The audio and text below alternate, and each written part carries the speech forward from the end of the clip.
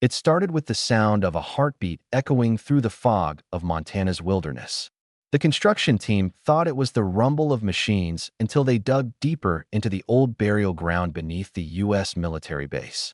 There, inside a sealed coffin wrapped in military cloth, lay a perfectly preserved soldier. His uniform bore the name Sergeant David Harlow.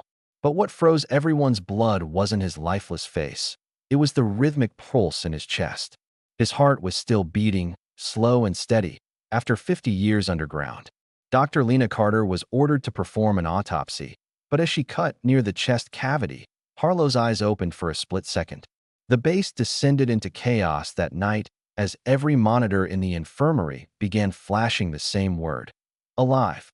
The heart kept beating even after Lena removed it, glowing faintly red as if connected to something unseen. By the following night, the base was different. Whispers began echoing in the morgue where Harlow's body had been stored. The temperature dropped without explanation, and equipment flickered between life and death. The security footage showed Harlow's corpse standing upright for 7 seconds before vanishing into thin air.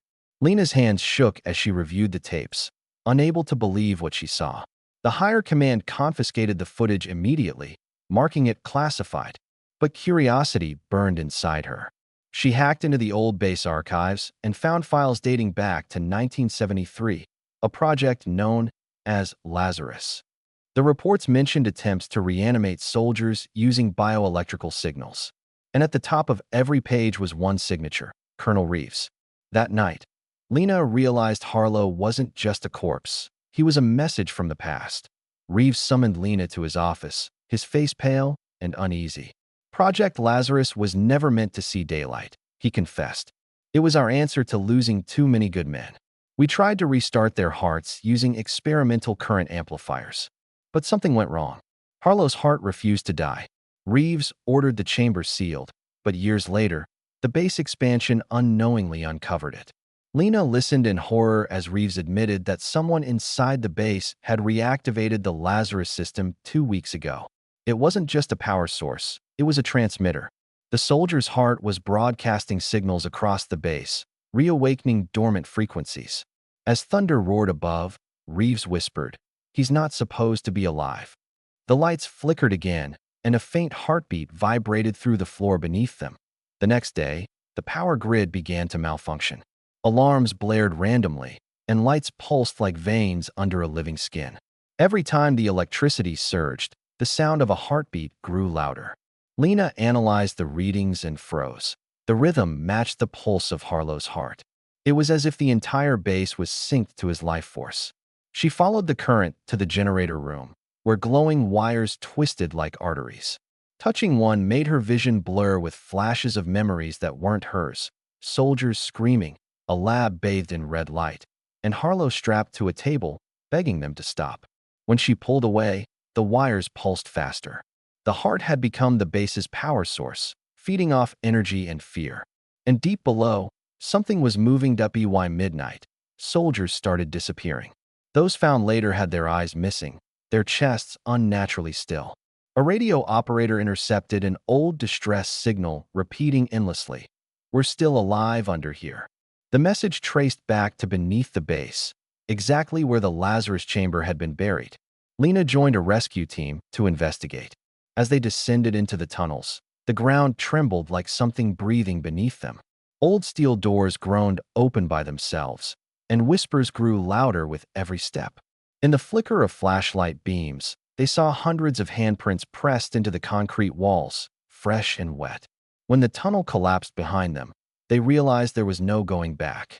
Ahead, faint heartbeats echoed like drums in the dark. Digging deeper, the survivors stumbled upon a massive steel chamber, an underground laboratory untouched by time. Inside, rows of suspended bodies floated in liquid-filled pods, each with a faintly beating heart. The machinery around them hummed with mechanical life, powered by the same rhythm. But one pod was shattered. Harlow was gone.